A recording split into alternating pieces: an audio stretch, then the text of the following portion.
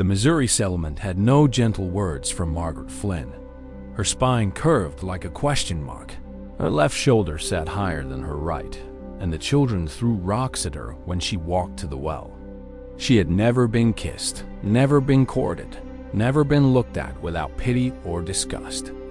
Her father answered a mail-order bride advertisement as a joke, describing Margaret as unique in form and eager to please. The rancher who received the letter was Caleb Ross, a man so poor that even the saloon dogs ignored him. He could not afford to be picky. Margaret arrived at the Montana stage stop on a gray October morning, her twisted back visible even beneath her heavy cloak. Caleb stood waiting in worn boots and a hat with a cracked brim. He looked at her, nodded once, and said, "I've got a mare that needs gentling." She blinked, expecting mockery or revulsion. Instead, he handed her a lead rope and pointed toward a buckskin mustang with wild eyes and flaring nostrils. Caleb said, "She's thrown every man I've put on her. Maybe she won't throw you." Margaret had never ridden a horse in her life, but she had watched them, studied them, dreamed of them. She approached the mare slowly, her crooked body moving in a rhythm that confused the animal. The mustang stopped trembling and lowered its head. She climbed onto the horse's back, her twisted spine settling into a strange, hunched position that should have been impossible. But the mare did not buck. Instead, it stood still, breathing deeply, as though Margaret's weight felt familiar. Caleb's mouth fell open. Days turned into weeks, and Margaret spent every waking hour with the horses. Her crooked spine, which had been her curse, became her gift. She sat in the saddle differently, her weight distributed in a way that horses found calming. She spoke little, but understood much. Caleb watched from the barn door as she gentled a stallion that had killed a man. She approached it sideways, her hunched shoulder blocking its vision, her voice a low murmur. Within an hour, the stallion was eating from her hand. Caleb had never seen anything like it. Word spread through the territory about the hunchbacked woman who could talk to horses.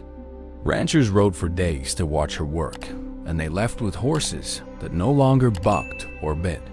They stopped calling her a monster and started calling her the horse whisperer. Caleb found himself watching her not with curiosity, but with something warmer. He noticed the way she laughed when a foal muzzled her neck. He noticed the way she tucked her crooked shoulder into her coat, trying to hide it from strangers. He wanted to tell her she did not need to hide.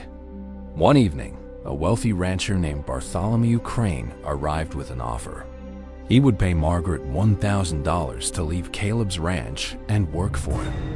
She looked at Caleb, then at Bartholomew, and said, "No."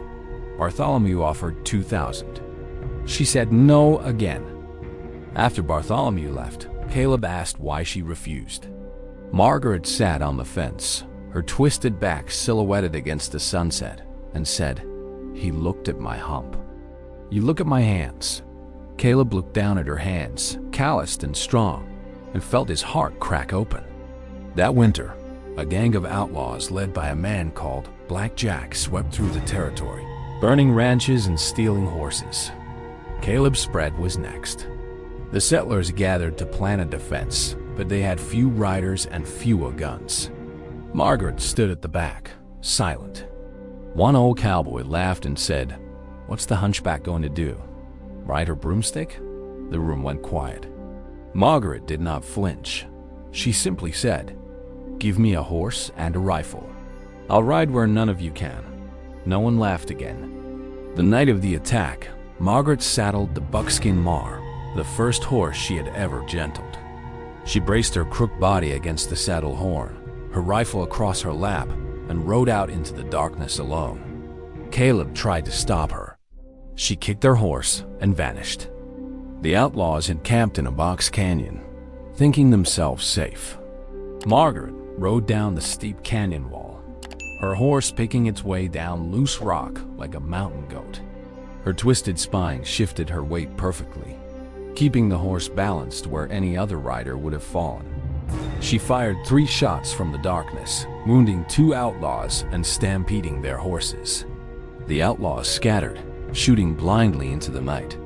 Margaret rode through their camp like a ghost, her hunched form barely visible, her rifle crackling from impossible angles.